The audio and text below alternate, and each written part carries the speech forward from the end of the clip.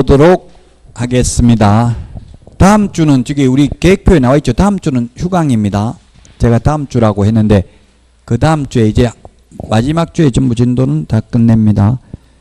오늘 문제 좀 어렵죠. 그래서 이 점수 안 나오더라도 슬퍼하거나 노여하지 마십시오. 1번 문제입니다. 이게 뒤에 해설이 있으니까 여러분들이 해설 보고 공부를 좀 더 하시고요. 저는 문제풀이가 아니기 때문에 계략적으로 그냥 답만 알려드리는 거예요. 1번은 답이 2번이죠. 2년이 아니고 3년이 아니고 2년입니다. 농업, 임업, 축산업, 주택, 주거용, 대체토지 취득, 복리시설, 편익시설 2년입니다. 사업용 토지 4년, 현상보존 5년입니다. 그래서 1번의 답 2번이고요. 2번은 1번에 방치하면 10%, 그 다음에 2번에 임대하면 7%, 3번에 변경하면 5%입니다. 틀렸고요. 4번이 답입니다. 허가관청은 이행강제금을 부과하기 전에 이행기간 내에 이행명령을 이행하지 아니하면 이행강제금을 부과징수한다는 뜻을 미리 문서로 계고해야 된다. 네, 알려야 됩니다. 이행명령 기간은 3개월 이내 기간을 정해서 이행명령을 하죠. 답이 4번이고요. 5번 이행강제금의 부과 기준은 실제 거래가격으로 합니다. 실제 거래가격이 확인되면, 확인이 안 될 경우에는 가장 최근에 발표된 공시지가를 기준으로 10% 이런 식으로 부과를 한다고요. 4번이 답이고요. 3번은 선매제도인데 틀린 것은 답이 3번이네요. 선매자 지정 통지를 받은 날부터 30일 이내에 선매 협의조서를 제출해야 된다. 30일이 아니고 1월 이내입니다. 우리 암기 프린트 45번에 보면은 토지거래 허가와 관련되는 게 1월이 5개가 있어요. 4번 이신청 1월 이내에, 5번 매수청구 1월 이내에, 6번 선매협의 완료 1월 이내에, 그 다음에 14번 선매협의 완료 조서 제출 1월 이내에, 15번 선매자 지정 통지를 소유자에게 하는 것도 1월 이내입니다. 30일은 우리 암기 프린트 35번에 장사 등에 관한 법률에 많이 나오죠. 장사 등에 관한 법률 3번에 매장 신고 30일, 그 다음에 5번 개인묘지 설치 30일 신고, 6번 개인묘지 30제곱미터 초과할 수는 없다. 그 다음에 8번 개인 자연장지 조성 신고 사후 30일 이내입니다.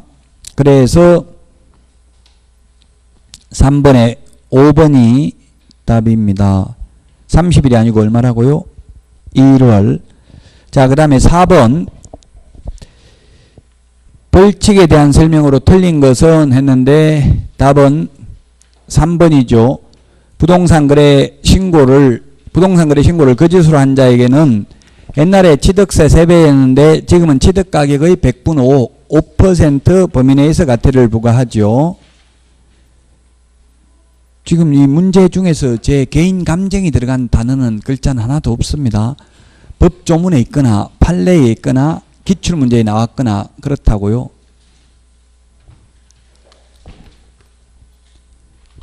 (4번의) 답 3번이고요. 5번은 답이 4번입니다. 4번. 개황조사란 지역별 조사를 실시한 결과 허가구역의 지정 요건을 충족시킬 수 있는 개연성이 특히 높다고 인정하는 지역에 대하여 집가 동향 및 토지거래 상황을 파악하기 위해서 실시하는 조사를 말한다 했는데, 이 지역별 조사를 지역별 조사는 매월 1회 이상 실시하죠.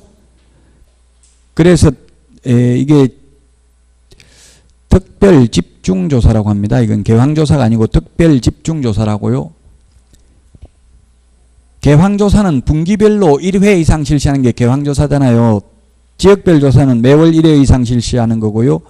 그래서 4번은 개황조사가 아니라 특별 집중조사라고요. 그래서 4번이 답이고, 5번은 신고관청은 신고 내용을 조사한 경우 신고관청은 조사 결과를 시도이사에게 보고해야 되며 시도의사는 신고관청이 보고한 내용을 취합하여 매월 1회 장관에게 보고해야 된다. 50번에 4번에 있습니다. 암기 프린트 50번에 4번. 6번 틀린 것은 했는데 6번에 틀린 것은 답은 5번입니다.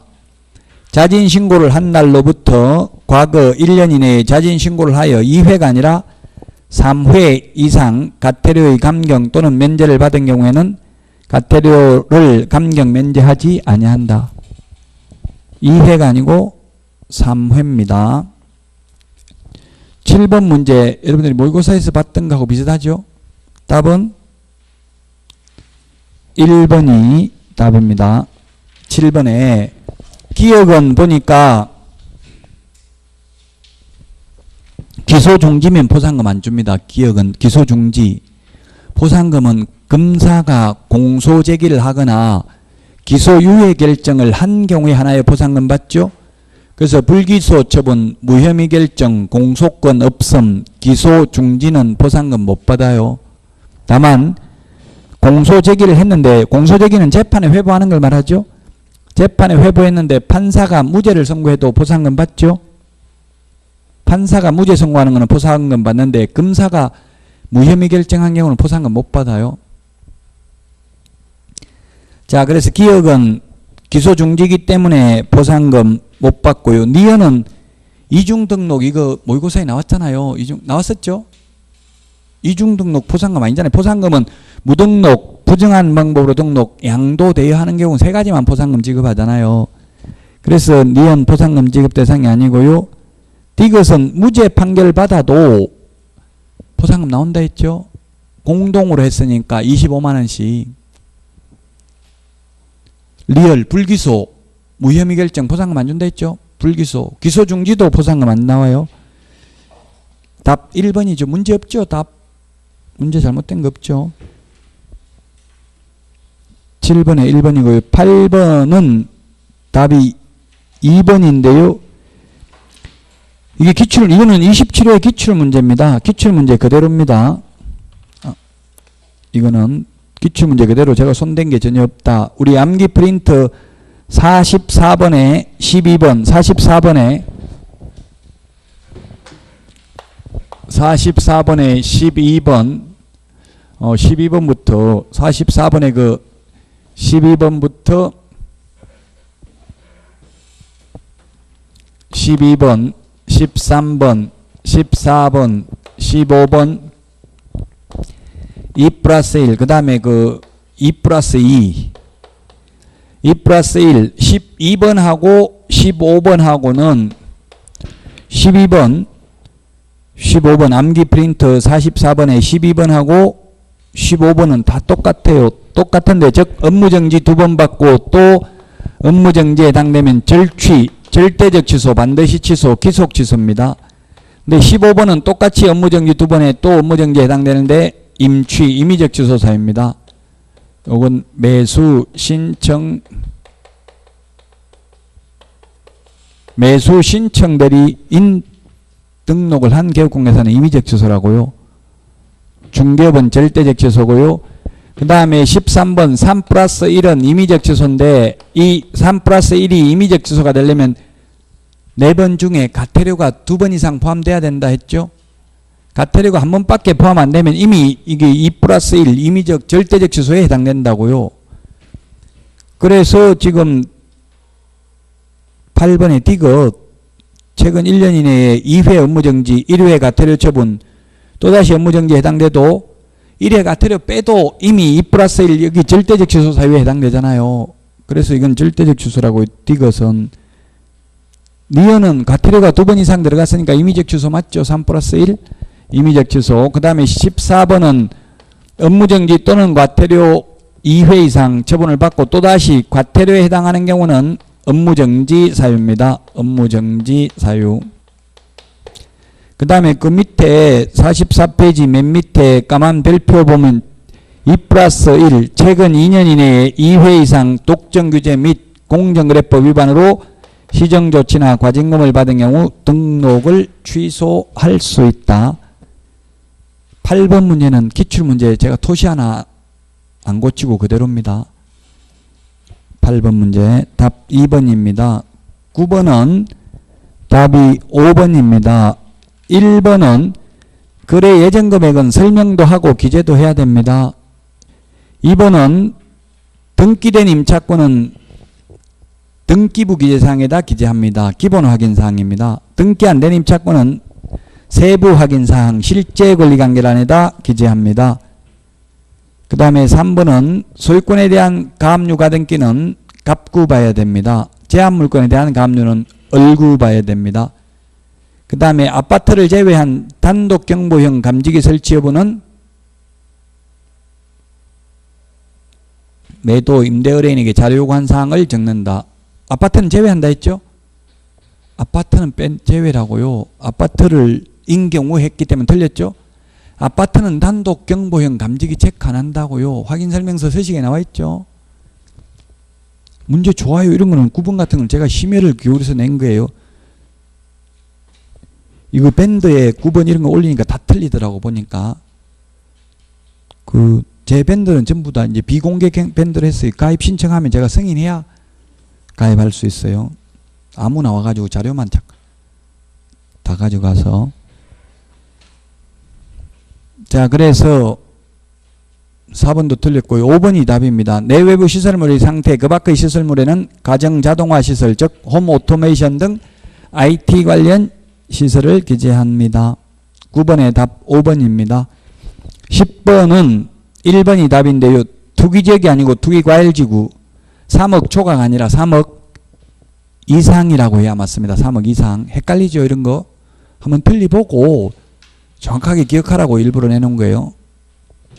1번이 답이고요.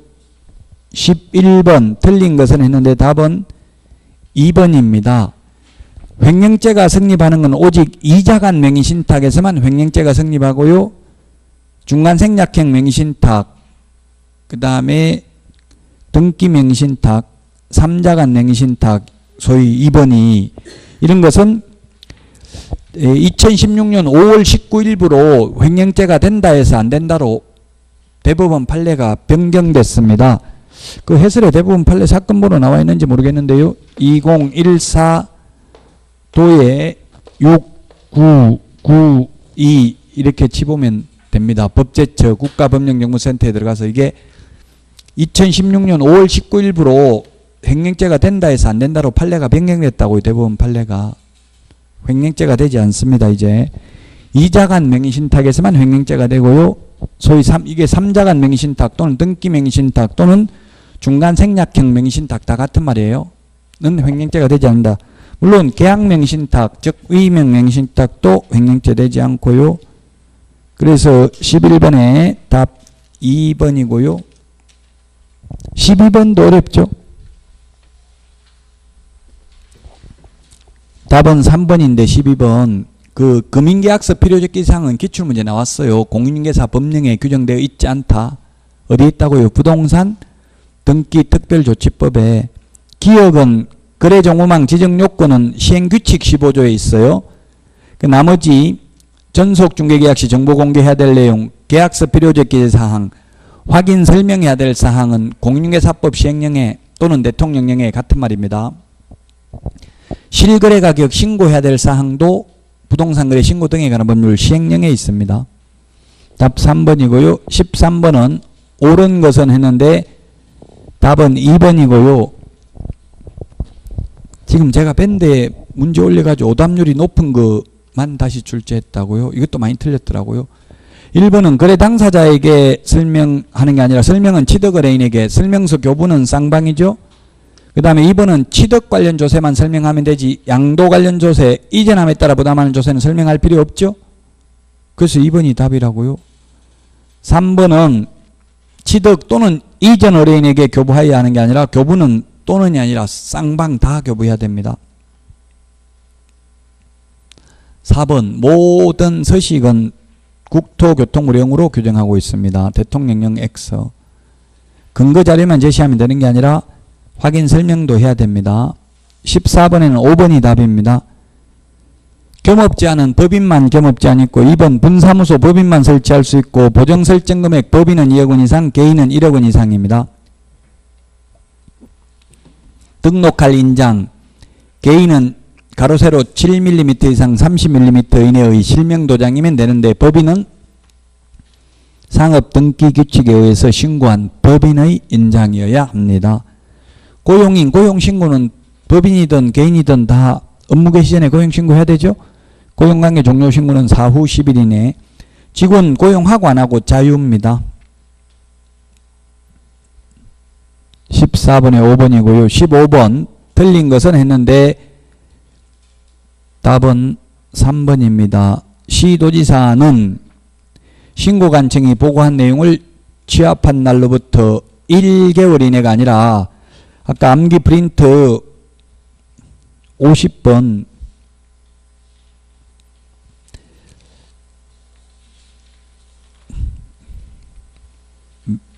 취합한 날로부터 1개월 이내가 아니라 매월 1회 이상 국토교통부 장관에게 보고해야 됩니다. 전자문서에 의한 보고나 부동산 정보체계에 입력하는 것도 가능합니다. 암기 프린트 50번에 동그라미 4번 신고관청은 시도지사에게 며칠 이내 보고하라는 말 없어요. 그냥 시도지사에게 보고하라고만 돼 있고 보고받은 시도지사는 매월 1회 신고 내용 조사 결과를 장관에게 보고해야 된다고. 매월 1회인데 1개월 이내에 이렇게 해서 틀렸잖아요. 한 번 더 법조문을 찾아서 꼼꼼하게 정리를 하시라는 이야기. 대충 알면 답만 대충 다 피해간다고 했어요. 15번에 답 3번입니다. 자, 여기까지 하고 다음 주는 한 번 더 말씀드리지만 휴강입니다. 이제 마지막 주에 찾아뵙도록 하겠습니다. 수고하셨습니다.